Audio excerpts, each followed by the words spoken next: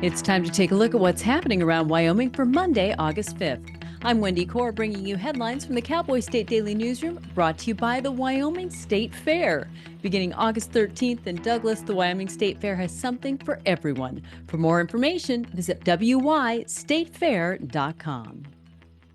The family homestead of Wyoming's Congresswoman Harriet Hagman was destroyed by an uncontained wildfire in rough terrain littered with huge granite boulders and tinder. The rustic cabin-like structure with plastered walls was built into the side of a hill near McGinnis Pass, an area that was devastated last week by the Haystack Fire, which joined with the Pleasant Valley Fire to create one big inferno now known as the Pleasant Valley Fire.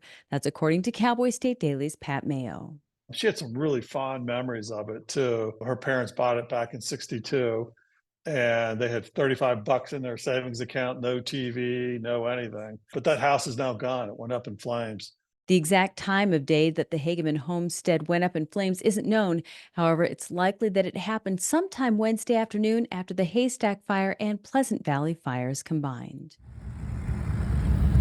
The Sturgis Motorcycle Rally is commemorating 84 years of raucous celebrations, and Cowboy State Daily's Justin George is right in the thick of it. From reunions of old friends to Harley competitions to a Catholic mass blessing the bikes, Justin is seeing the annual gathering with fresh eyes. This was my first time ever at the Sturgis rally, and it was eye-opening to me. In the daytime, when you go to Sturgis, a very small town of 7,200 that swells to over 500,000 people.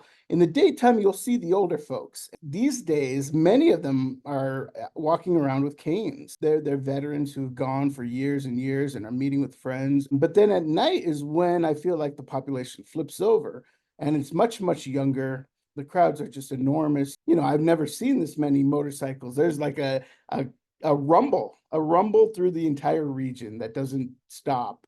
And more than just tradition, the rally brings a huge economic boost. It's estimated that the event generates more than $784 million to the economy of South Dakota.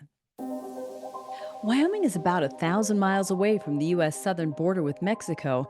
Despite that physical distance, America's border crisis is an immigration nightmare for all states. And a group of Wyoming legislators got an up-close and personal look at the border Thursday and Friday.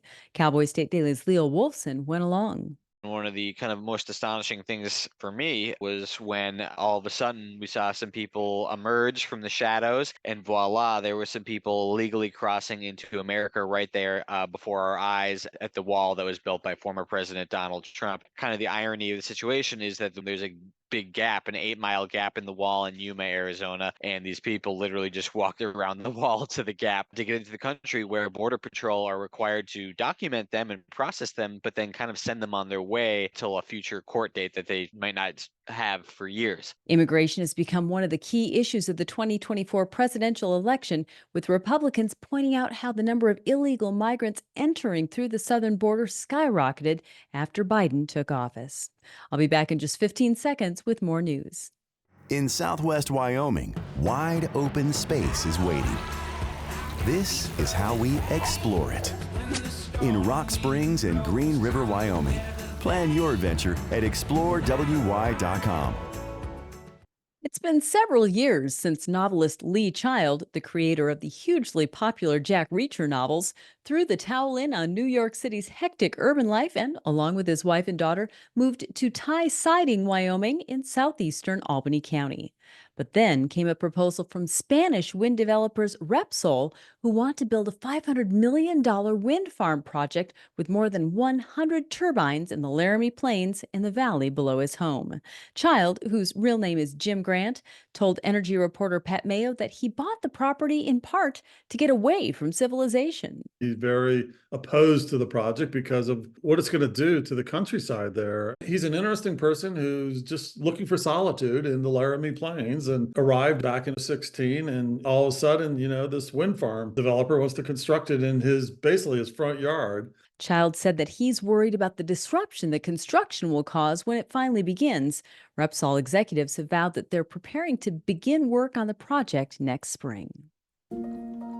Amanda Wiley is a city girl born and raised in Queens, New York City.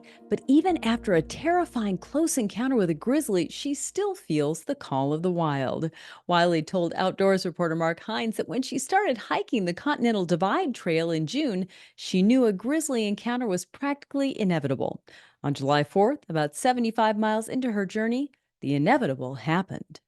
She got a little ways into Glacier National Park and had literally like an arm's length encounter with a grizzly bear, which, scared the snot out of her. But she said she did what she was supposed to do. She stayed calm, backed away, talked in a calm voice, didn't make eye contact with the grizzly or try to intimidate it in any way. It ended well. She says she's bound and determined. She's coming back. Her experience with that first grizzly affirmed that she wants to keep hiking alone unless she can find a fellow hiker who she knows can keep their cool around a bear the way she did.